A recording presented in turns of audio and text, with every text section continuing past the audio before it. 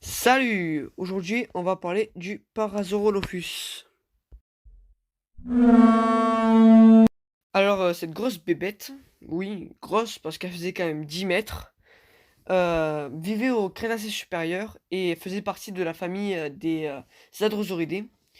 Alors, les Hadrosauridés, pour faire simple et efficace, c'est une grande famille comme les droméosaures. Alors, parmi les plus connus, alors je vais vous donner quelques noms très connus. C'est Edmontosaurus, Maiasaura, Parasaurolophus, parce qu'on va parler de lui aujourd'hui, Corythosaurus, enfin, beaucoup d'ailleurs qu'on voit dans Ark, Jurassic World, Jurassic Park, etc. Voilà, voilà. Alors, Parasaurolophus est un dinosaure grand, voire le plus grand hadrosaure qui ait marché à deux pattes, en bipédie. Il possédait un bec ce qui n'est pas si rare chez les herbivores. Parasaurolophus possédait une énorme queue qui pourrait et pouvait servir comme contrebalancier quand il marchait sur deux pattes, c'est-à-dire en bipédie. Parasaurolophus avait des membres intérieurs développés, laissant penser qu'il passait le plus de temps en quadrupédie, c'est-à-dire en marchant à quatre pattes, et se mettait en bipédie, donc à deux pattes, que quand il se faisait chasser par d'autres dinosaures. Alors le plus intéressant chez Parasaurolophus, c'est sa crête. Donc on va parler de cette dernière. Alors les narines étaient reliées à sa crête par des tubes creux, placés tout au long de cette dernière, et finissaient en courbe.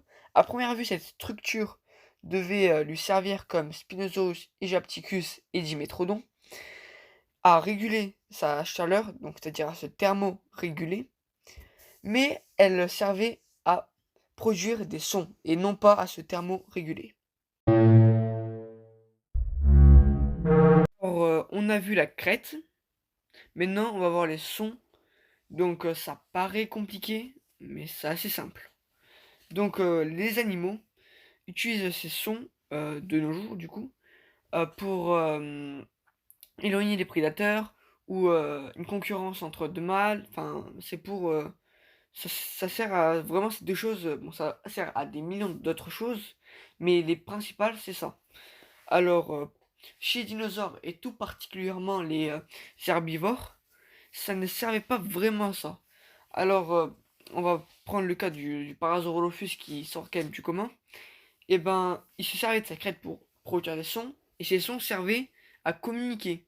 Sachant qu'il vivait en groupe, cet attribut naturel devait l'aider à survivre.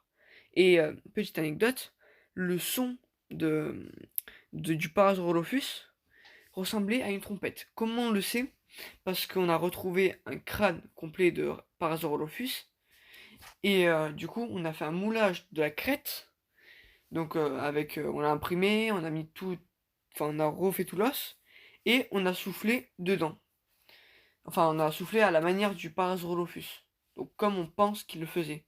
Et ça nous a sorti un son qui, on pense, devait être celui du Parasaurolophus. Après, ça devait divaguer parce que il y a des tissus mous comme des fines peaux qui devaient euh, brider un peu les sons et tout.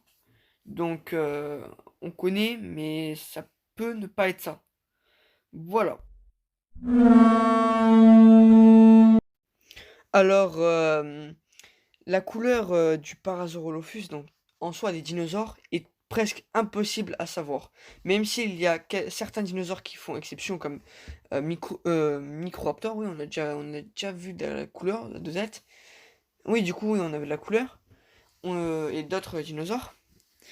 Et on pense que les couleurs, comme chez les oiseaux, devaient servir beaucoup à la parade amoureuse ou au camouflage à la survie. Donc, on n'est plus sur un mix de, par exemple, moi, de mon point de vue de amateur, je vois un Parasaurolophus avec le corps marron ou vert, enfin un peu camouflage, et une crête qui est beaucoup plus colorée et qui sert à la parade amoureuse.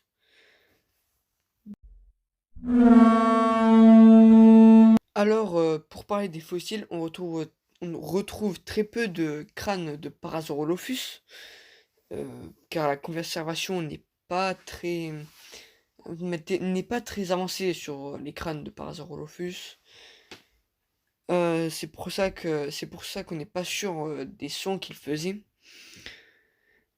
Mais on retrouve au musée royal de l'Ontario, comporte un crâne et un squelette partiel auquel manque une grande partie de la queue, ainsi que les membres postérieurs en dessous des genoux. Alors, son alimentation, on sait beaucoup de choses sur les crânes, sur les vertébrés. Ce qui nous rapporte le plus d'informations, c'est les crânes.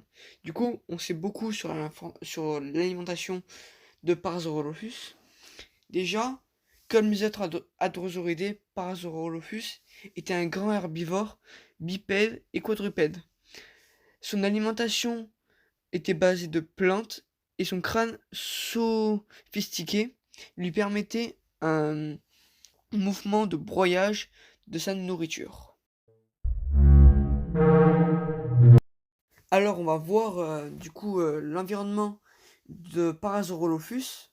Donc Parasaurolophus vivait avec Centrosaurus, Tyrannosaurus et Chasmosaurus, tous des cératopsiens, et aussi d'autres dinosaures à bec de canard comme Prososaurolophus ou Gryposaurus. Au niveau des prédateurs, il y avait les tyrannosauridés comme Gorgosaurus et les dinosaures à armure comme Edmontothonia et Auroplocéphalus. Les paysages ressemblaient à des plaines parsementées de rivières, très peu accidentées. Le climat était plutôt chaud, plus chaud que celui de nos jours. Il y avait des fougères arborescentes et des angiospermes. Des cératopsiens étaient plus présents que les hadrosauridés et les dinosaures à armure étaient assez rares. Bien, sur ce, je dois vous laisser. C'était Fossil Game et à la prochaine!